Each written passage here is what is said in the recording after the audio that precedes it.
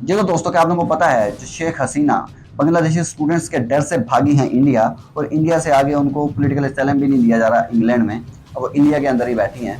उसके पीछे का असली जिम्मेदार कौन है? इसके पीछे का असली जिम्मेदार बांग्लादेशी इंटेलिजेंस रिपोर्ट्स के मुताबिक पाकिस्तान है, आईएसआई है, चाइना है। कैसे, वो सारा कुछ मैं आप लोगों को बताता हूँ। लेकिन हुआ क्या, खालिदा जिया जो कि 2 बार प्राइम मिनिस्टर रह चुकी हैं बांग्लादेश की, इनका बेटा है तारिक रहमान।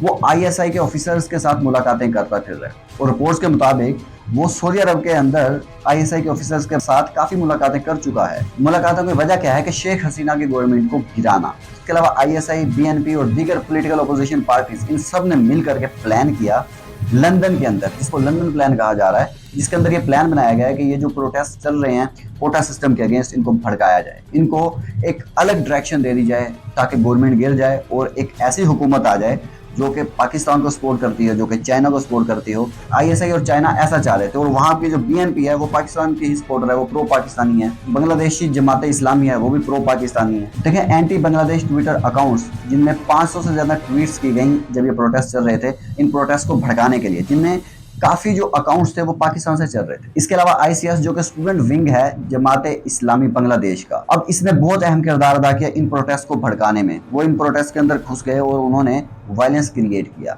और इनको फंड किसने किया? इनको फंड आईएसआई ने किया, इनको फंड चाइना ने किया। ये बाकायदा इंटेलिजेंस रिपोर्ट्स की मैं बातें कर रहा हूँ। और जमात इस्लामी का ये एजेंडा था इन प्रोटेस्ट के दौरान कि हम किसी तरह से ये जो स्टूडेंट्स प्रोटेस्ट चल रहे हैं, इनको हम तब्दील कर दें एक पॉलिटिकल प्रोटेस्ट के अंदर, जिसके अंदर हम गवर्नमेंट को गिराने में अहम किरदार अदा कर सके। इसके बाद एनालाइज किया गया कि किस पॉलिटिकल प्लेटफॉर्म से कौन सी वीडियोस अपलोड की गई, तो पता क्या चलता है कि बीएनपी की तरफ से ऐसी वीडियोस अपलोड की गई जिन्होंने इन एहतजाजों को भड़काया।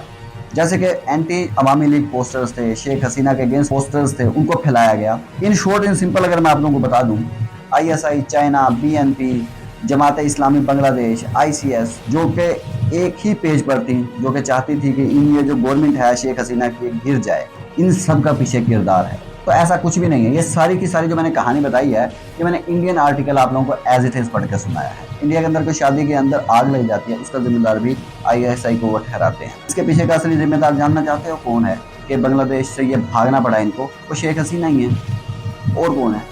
सबसे पहले कोई ये सोच कैसे सकता है कि 56% किसी कंट्री के अंदर कोटा सिस्टम कर दे, और जहां पर प्राइवेट सेक्टर के अंदर जॉब ना के बराबर हो।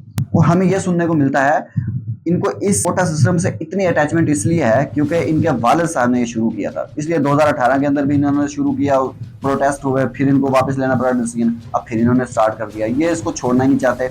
भाई वो खत्म हो चुका, जिन्होंने आज़ादी के लिए लड़ा वो मर चुके हैं, और उसके बाद अब सारे इक्वल हो चुके हैं। अब आप क्या कह रहे हो कि उनके बच्चों को, पोतों को, उससे आगे आगे ये सारा कुछ चलेगा?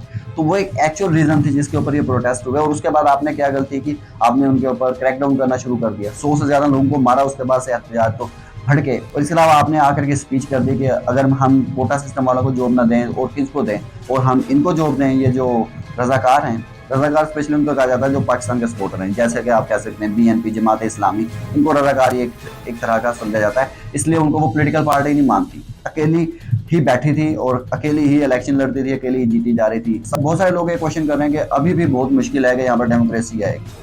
भाई अब आ चुकी है डेमोक्रेसी, बिकॉज अब पब्लिक के अंदर पावर है। डेमोक्रेसी का मतलब क्या है? अवाम की ताकत। अवाम की ताकत से प्राइम मिनिस्टर आएगा, अवाम की ताकत से पॉलिसीज मानी जाएंगी।